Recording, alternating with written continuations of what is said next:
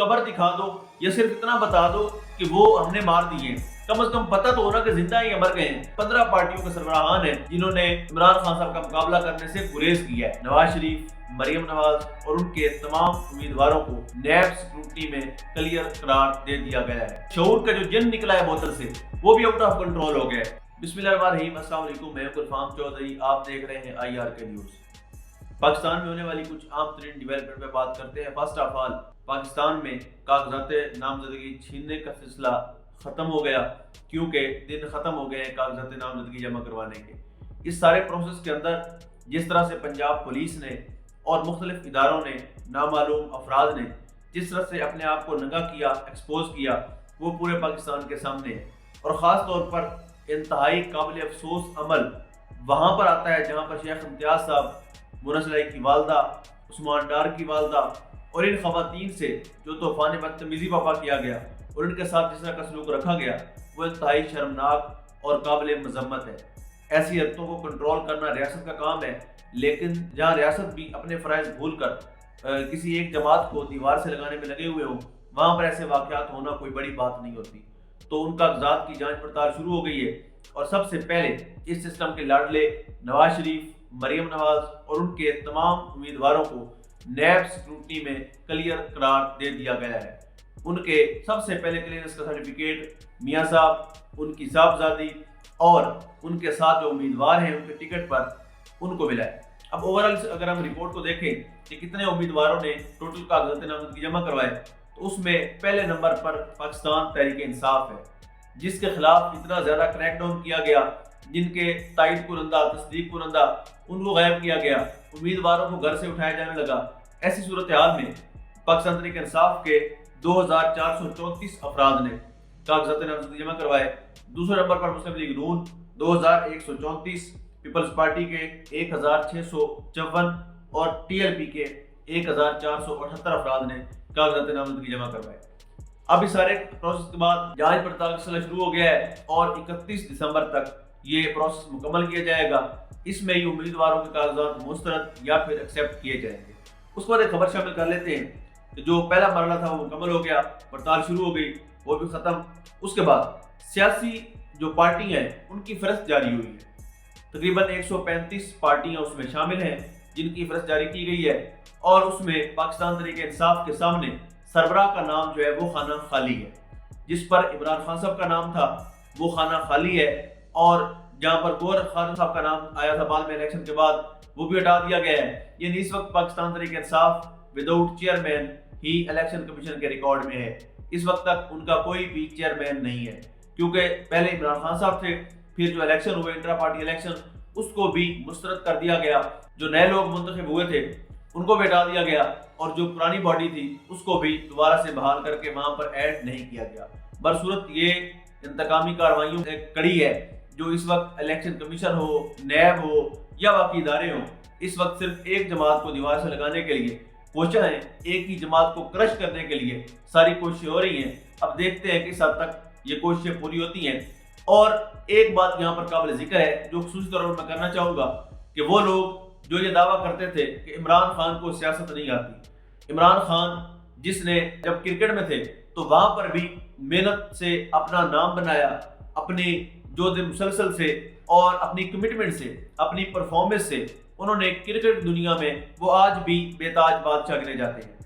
جب وہ سیاست میں آئے تو مسلم لیگ نون خاص طور پر یہ کہتی سنی گئی یہ کھلاڑی ہے، اس کو کیا پتا سیاست کیا ہوتی ہے۔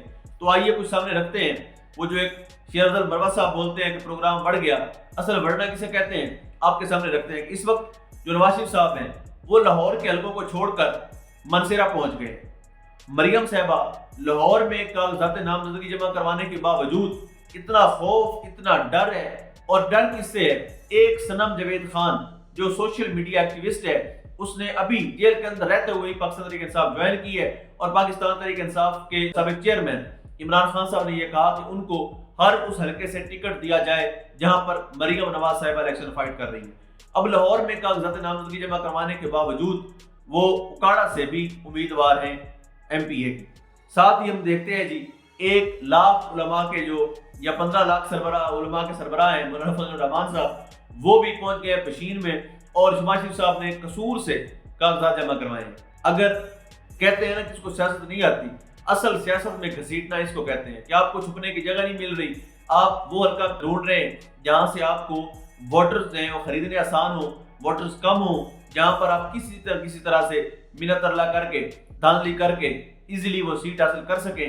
پھر ایسے حلقوں ڈھونڈنے کے لیے بلاول بھٹو بھی کوشاں ہیں، اور سب نے یعنی تقریباً 15 پارٹیوں کے سربراہان ہیں جنہوں نے عمران خان صاحب کا مقابلہ کرنے سے گریز کیا ہے، جن کو پتا تھا کہ اگر ہم عمران خان صاحب کے خلاف الیکشن لڑتے ہیں تو ہمارا الیکشن صحیح معنوں میں بڑھ جائے گا، ہمیں کوئی ووٹ دینے کو تیار نہیں ہوگا۔ اس کے بعد اس طرح ہم دیکھ رہے ہیں کہ اس وقت پورے پاکستان میں ایک جو سوچ گروم کی ہے جس نے، یعنی لوگوں کے مائنڈ سیٹ بدلے ہیں، لوگوں نے اس چیز کو آبزرو کیا ہے کہ کون ہمارے ساتھ کیا کر رہا ہے۔ ہمارے ادارے ہوں، پولیس ہو، نیب ہو، الیکشن کمیشن ہو، عدالتیں ہوں، پوری قوم جانتی ہے کہ کون کتنے نمبر پر کھڑا ہے اور کون اپنے مفادات کے لیے سوچ رہا ہے، کون قوم کے لیے سوچ رہا ہے۔ یہ قوم کو اچھی طرح سے چیزوں کا ادراک ہو گیا ہے۔ اور اس کے بعد جو لوگ براجمان تھے، جو الیکٹیبل لوگ تھے، جن کے دادا پردادا سے سیٹیں چلتی آ رہی تھی، ان کی بھی کرسیاں خطرے میں پڑ گئی ہیں۔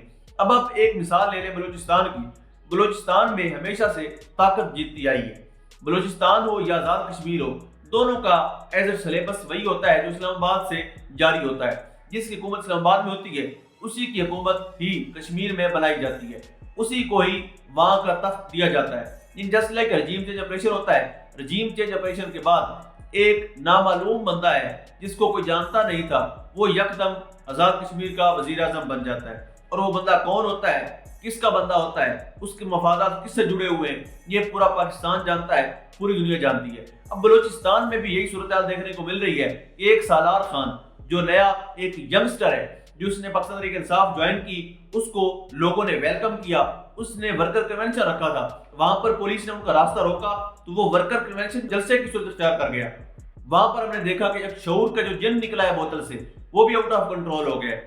میرے ذاتی طور پر دوست ہیں آسن ریاض کھدران صاحب، انہوں نے کاغذات نامزدگی جمع کروائے ہیں، ان کے ساتھ سینکڑوں کی تعداد میں لوگ نکلے ہیں، اور جس طرح سے لوگ نکلے ہیں ان کے ساتھ، یہ منہ بولتا ثبوت ہے کہ بلوچستان کے لوگ اٹھ کھڑے ہوئے ہیں، بلوچستان کے لوگ اپنے حقوق سے واقف ہو چکے ہیں اور اپنے حقوق کو لینے کے لیے پرعزم دکھائی دیتے ہیں۔ جس طرح سے اسلام آباد پریس کلب کے سامنے بلوچ برادری کا جاری ہے دھرنا، اور انہوں نے وہاں پر مطالبات بیسیکلی کیا ہے، مسنگ پرسن کے حوالے سے بڑی دکھ بھری بات ہے جو مارنگ بلوچ نے کی ہے۔ انہوں نے کہا کہ جو لوگ لاپتہ آپ نے کیے ہوئے ہیں، ہمیں صرف اتنا بتا دو کہ وہ ہم نے مار دی ہے، تاکہ ہمیں سکون ہو جائے، یہ ان کی قبر ہے، ان کی قبر دکھا دو، یا صرف اتنا بتا دو کہ وہ ہم نے مار دی ہیں، کم از کم پتہ تو ہونا کہ زندہ ہیں یا مر گئے ہیں۔ یعنی ہم روزانہ ان کو یاد کرتے ہیں، روزانہ ان کے لیے جیتے ہیں، روزانہ ان کے لیے مرتے ہیں، تو ہمیں کم از کم پتہ تو ہونا کہ ہماری ریاست نے کیا کیا ہے۔ ان کو ان کے سوالوں کا جواب نہیں مل رہا، بلکہ ان کو ریاستی جبر، ریاستی تشدد اور ریاست ان کو ٹارچر کر رہی ہے، ان کو ٹارگٹ کر رہی ہے۔ اس سے مسائل حل نہیں ہوتے۔ وہ اپنے لوگ ہیں، ان کو سنیں، ان کو سینے سے لگائیں، ان کو پیار دیں، ان سے پوچھیں کہ ان کے مسائل کیا ہیں، اور ان کے مسائل کی حل کی طرف بھی جانا چاہیے۔ یہ سیریس مسئلہ ہے۔ اب دیکھیں کسی ایک گھر کا کوئی ایک بچہ غائب ہو جائے تو ان کے گھر میں سکون نہیں ہوتا۔ جب اتنے سارے گھروں کے جو فیملیز ہیں وہ وہاں پر آئی بیٹھی ہیں، کسی کا شوہر، کسی کا بھائی، کسی کا بیٹا لاپتہ ہے، تو ایسی صورتحال میں انفارچونیٹلی وہ آپ کے پاس آ گئے ہیں تو ان کو سنیں۔ کاکڑ صاحب نے کیا سننا ہے، وہ تو خود ایک کٹ پتلی اور غیر آئینی غیر جمہوری وزیر اعظم ہے، ان کی تو فیوریٹ جگہ بھی وزیر اعظم ہاؤس میں بیڈ روم ہے، تو ایسے نکمے بندے سے آپ کیا توقع کر سکتے ہیں۔ اس کے علاوہ باقی جو حکام والا ہے ان کو غور کرنا چاہیے اور اپنی اداؤں پر غور کریں، ان کی بات سنیں، ان کے مسائل کو حل کریں۔ اس کے بعد اگر ہم اوورآل بات کرتے ہیں کہ جو پہلا پروسیس مکمل ہو گیا، اب تائید کنندہ، تصدیق کنندہ اپنے آپ کو بچا کر رکھیں۔ اب ان کے اٹھائے جانے کی اطلاعات آ رہی ہیں اور ان کو اپنی سیکیورٹی ٹائٹ رکھنی ہوگی، اور پاکستان تحریک انصاف کے وہ رہنما جو روپوش ہیں یا جو جیلوں میں ہیں، جن کے کاغذات نامزدگی کے حوالے سے بہت زیادہ کرٹیسائز کرنا پڑا پاکستان تحریک انصاف کو، جن میں حماد اظہر صاحب ہیں، مراد سعید ہیں، شہریار افریدی ہیں، علی محمد خان ہیں، اعجاز چودھری ہیں، محمود الرشید ہیں، ڈاکٹر یاسمین راشد صاحبہ ہیں، نعیم پنجوتا ہے۔ نعیم پنجوتا کا مقابلہ سرگودا میں مریم نواز صاحبہ سے ہے۔ اب یہ وہ لوگ ہیں جن کے کاغذات نامزدگی جمع ہو چکے ہیں، اور پورے پروسیس کے اندر ایک جو ٹوسٹ آیا ہے وہ یہ کہ چاہت فتح علی خان جو سنگنگ میں اپنے ایک پہچان رکھتے ہیں اور بے سرا ہونے کی وجہ سے لوگ ان کو زیادہ جانتے ہیں، تو انہوں نے بھی اپنے کاغذات نامزدگی حلقہ NA 128 سے نواز شریف صاحب کے مقابلے میں جمع کروا دیے ہیں۔